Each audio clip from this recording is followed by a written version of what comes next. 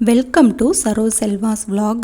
இன்றைக்கி கறிக்குழம்பு டேஸ்ட்டில் காளான் கிரேவி எப்படி பண்ணுறதுன்னு பார்க்கலாம். வறுத்து அரைச்சி தான் நான் பண்ண போகிறேன். வாங்க எப்படி பண்ணுறதுன்னு பார்க்கலாம். அடுப்பில் ஒரு கடாய் வச்சுட்டு ஸ்டவ் ஆன் பண்ணிக்கோங்க. கடாய் ஹீட் ஆகலும் 3 டேபிள் ஸ்பூன் அளவுக்கு வர மல்லி சேர்த்துருக்கேன். 1 ஸ்பூன் சீரகம், 1 ஸ்பூன் சோம்பு, 2 டேபிள் ஸ்பூன் அளவுக்கு மிளகு சேர்த்துருக்கேன். மிளகு காரம் அதிகமாக வேணும் அப்படின்னா இன்னும் ஒரு அரை ஸ்பூன் எக்ஸ்ட்ராவாக சேர்த்துக்கோங்க. 2 வரமிளகாய் சேர்த்துருக்கேன். காரம் அதிகமாக வேணும் அப்படின்னா எக்ஸ்ட்ராவாக ஒரு வரமிளகாய் சேர்த்துக்கோங்க. இது எல்லாத்தையுமே எண்ணெய் எதுவும் சேர்க்காமல் நல்லா ட்ரை ரோஸ்ட் பண்ணிக்கலாம். நல்லா வறுபட்டு வரணும். மிளகு சீரகம் எல்லாமேவும் அந்த அளவுக்கு நல்லா வறுத்துக்கோங்க.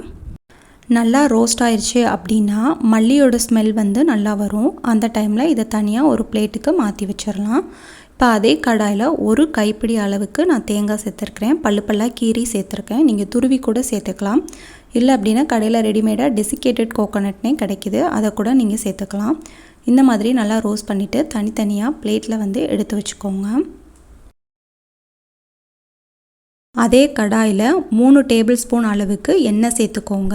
எண்ணெய் நல்லா ஹீட் ஆகணும். இது கூட 2 துண்டு பட்டை, 1 அன்னாச்சி பூ, 2 ஏலக்காய், 1 பிரிஞ்சி இலை, 4 கிராம்பு, இது எல்லாமே சேர்த்துக்கோங்க. சேர்த்து இது எல்லாமே நல்லா ஃப்ரை ஆக வரைக்கும் வறுத்துக்கோங்க.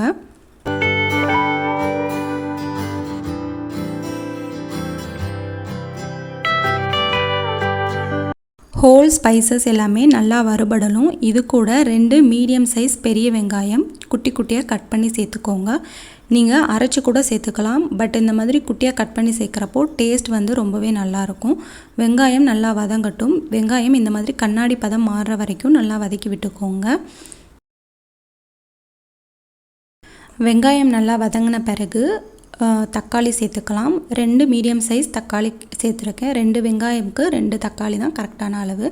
இந்த மாதிரி குட்டியாக கட் பண்ணி சேர்த்துக்கோங்க. வெங்காயம் தக்காளியும் நல்லா வதக்கி விட்டுருங்க. வெங்காயம் தக்காளி வதங்கிறதுக்கு தேவையான அளவு உப்பு சேர்த்துக்கோங்க. கிரேவிக்கும் சேர்த்தே நான் சேர்த்துருக்கிறேன் உப்பு சேர்த்து நல்லா வதக்கி விட்டுருங்க.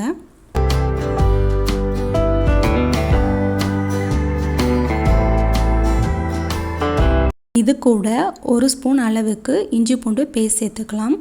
இஞ்சி பூண்டு பேஸ்ட் சேர்த்துட்டு நல்லா கலந்து விட்டுருங்க. வெங்காயம் தக்காளியோடைய பச்சை ஸ்மெல் போகிற வரைக்கும் நல்லா வதக்கிக்கோங்க.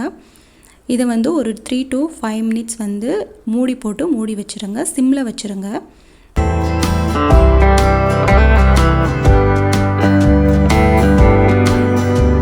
வெங்காயம் தக்காளி வதங்கிட்டு இருக்கட்டும். அந்த கேப்பில் நம்ம மசாலா அரைச்சிட்டு வந்துடலாம். வரமிளகாயில் இருக்கிற காம்பு எல்லாம் எடுத்துட்டு இதை ஒரு மிக்ஸி ஜாரில் எல்லாத்தையும் சேர்த்துக்கலாம். தண்ணி சேர்த்து அரைச்சிக்கோங்க. உங்களுக்கு கிரேவி ரொம்ப கலர்ஃபுல்லாக இருக்கணும் அப்படின்னா அரைக்கிறப்போ ஒரு 1/2 டீஸ்பூன் காஷ்மீரி சில்லி சேர்த்துட்டு நீங்கள் அரைச்சிக்கோங்க. நான் இப்போ எதுவுமே சேர்க்காம தான் அரைக்கிறேன். தண்ணி சேர்த்து அரைச்சிட்டு இப்போ இதை ஓப்பன் பண்ணி பார்த்தோன்னா தக்காளி வெங்காயம் எல்லாமே நல்லா வதங்கியிருக்கும். எண்ணெய் தனியாக பிரிஞ்சு வந்திருக்கும். ஒரு வாட்டி நல்லா கலந்து விட்டுருங்க. இது கூட கொஞ்சமாக கருவேப்பிலை இலைகளை சேர்த்துட்டு நல்லா கலந்துக்கலாம். இது கூட க்ளீன் பண்ணி கட் பண்ணி வச்சா காளானை சேர்த்துக்கலாம். காளான் பெருசு பெருசாக கட் பண்ணிக்கோங்க. ஏன்னா நம்ம வதக்குறப்போ காளானில் இருக்கிற தண்ணி எக்ஸஸ் ஆகிட்டு காளான் நல்லா சுருண்டு வந்துடும். இதையெல்லாம் சேர்த்து நல்லா கலந்து விட்டுக்கோங்க. காளான் சேர்த்துட்டு ஒரு 3 மினிட்ஸ்க்கு நல்லா க்ளோஸ் பண்ணி வச்சுருங்க. தண்ணி எல்லாமே வெளியே வந்துடும். சிம்மில் வச்சுக்கோங்க அடுப்பை. இப்போ ஓப்பன் பண்ணி பார்த்தீங்கன்னா காளான் எல்லாம் நல்லா சுருண்டிருக்கும். இதை ஒரு வாட்டி நல்லா கலந்து விட்டுக்கோங்க. வெங்காயம் தக்காளி காளான் எல்லாமே நல்லா வதங்கி வந்த பிறகு நம்ம அரைச்சி வச்ச பேஸ்ட்டை இது கூட சேர்த்துக்கலாம். மிக்ஸி ஜாரில் கொஞ்சமாக தண்ணி சேர்த்துட்டு மிக்சியில் இருக்கிறது எல்லாத்தையுமே கலந்து சேர்த்துக்கோங்க. உங்களுக்கு கிரேவியாக வேணும் அப்படின்னா நல்லா கெட்டியாக இருக்கட்டும். இல்லை உங்களுக்கு குழம்பு மாதிரி வேணும் அப்படின்னா இன்னும் கொஞ்சம் தண்ணி சேர்த்து கலந்து விட்டுக்கோங்க. இது நல்லா கொதித்து வரணும். பச்சை ஸ்மெல் எல்லாமே போகணும். அந்த அளவுக்கு நல்லா கொதிக்கட்டும். நல்லா கொதிச்சிருச்சு அப்படின்னா கிரேவி இந்த மாதிரி நல்லா கலர்ஃபுல்லாக மாறிடும். இந்த மாதிரி நல்லா வந்த பிறகு ஃப்ரெஷ்ஷான கொத்தமல்லி இலைகளை இது மேலே தூவி இறக்குனிங்கன்னா சூப்பரான கறிக்குழம்பு டேஸ்ட்டில் காளான் கிரேவி ரெடி. இந்த கிரேவி நான், சப்பாத்தி, சாதம், இட்லி, தோசை எல்லாத்துக்குமே வச்சு சாப்பிட்லாம். கண்டிப்பாக ட்ரை பண்ணி பாருங்கள். இந்த வீடியோ உங்களுக்கு பிடிச்சிருக்குன்னு நினைக்கிறேன். பிடிச்சிருந்துச்சு அப்படின்னா லைக் பண்ணுங்கள், சப்ஸ்கிரைப் பண்ணுங்கள், மறக்காமல் ஷேர் பண்ணுங்கள். நெக்ஸ்ட் டைம் காளான் எடுத்தீங்க அப்படின்னா இந்த மாதிரி செஞ்சு பார்த்துட்டு எப்படி இருக்குது அப்படிங்கிறத கமெண்ட் பண்ணுங்கள். தேங்க்ஸ் ஃபார் வாட்சிங்.